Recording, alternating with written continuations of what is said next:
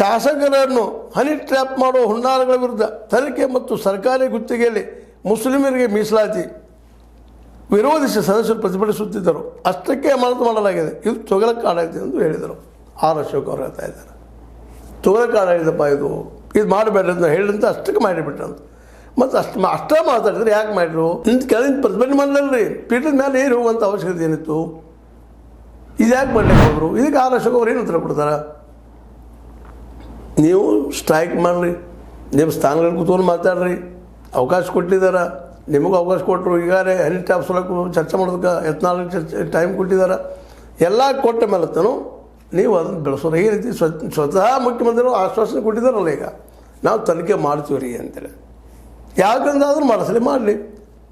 ತನಿಖೆ ಅದು ಬೇಕಾಗ್ಯದೋ ಇಲ್ಲೋ ಅದು ಬೇರೆ ವಿಷಯ, ತನಿಖೆ ಆಗ್ತದೋ ಇಲ್ಲೋ ಅದು ಬೇರೆ ವಿಷಯ. ಆದರೆ ಅದನ್ನು ಇಟ್ಕೊಂಡಾನ ಅಮಾನತು ಮಾಡಲಿಕ್ಕೆ ಹೋಗಿಲ್ಲ. ಇವರು ವರ್ತನೆಯಿಂದ ಈ ವರ್ತನೆಗಳು ಇತ್ತೀಚೆಗೆ ಈಗ ನಿಮಗೆ ಹೇಳಿದಂಗೆ ಎಲ್ಲ ವಿಧಾನಸಭೆಗಳಲ್ಲಿ ಇದು ಒಂದು ಅಂತಲ್ಲ, ಆಲ್ ಓವರ್ ಇಂಡಿಯಾದ ಎಲ್ಲ ಹೆಚ್ಚು ವಿಧಾನಸಭೆಗಳಲ್ಲಿ ಇಂಥ ಒಂದು ಘಟನೆಗಳು ಮೇಲೆ ರಿಪೀಟ್ ಆಗ್ತಾ ಇದ್ದಾವೆ. ಅದಷ್ಟಾಗಿ ಈವನ್ ಸಂಸತ್ತಿನಲ್ಲೂ ಆಗ್ತಾ ಇದ್ದಾವೆ.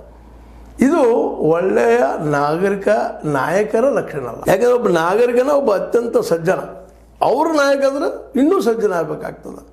ಹನಿ ಟ್ರ್ಯಾಪನ್ನು ಮಾಡೋರಾಗಿರ್ಬೋದು, ಮಾಡಿಸೋರಾಗಿರ್ಬೋದು, ಇಬ್ಬರು ಅಪರಾಧಿಗಳು. ಅದರಲ್ಲಿ ಎರಡು ಮಾತಿಲ್ಲ.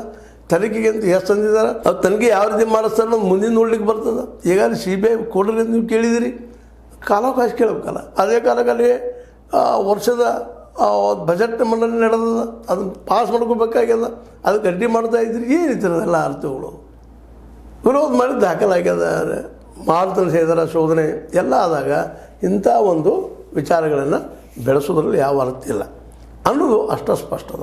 ಹೀಗಾಗಿ ಇವತ್ತು UT ಖಾದರ್ರಾಗಿರ್ಬೋದು ಅಥವಾ ನಮ್ಮ ಕಾಗೇರಿ ಅವರಾಗಿರ್ಬೋದು, ಈ ವಿಷಯದಲ್ಲಿ ನನಗೆ ಚರ್ಚೆ ಆರ್ ಅಶೋಕ್ನಂಥ ನಾಯಕರು ಈ ರೀತಿ ಮಾತಾಡೋದಾಗಲಿ ಆಗಬಾರ್ದು.